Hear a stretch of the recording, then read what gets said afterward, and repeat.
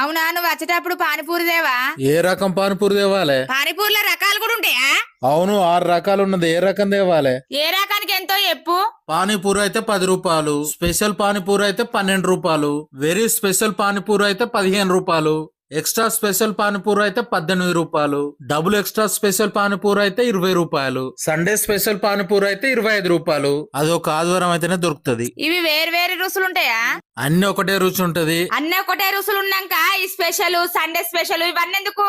Panipuri rate అయితే 10 రూపాయలు. Special panipuri అంటే మంచి గడిగిన చెంచిస్తాడు.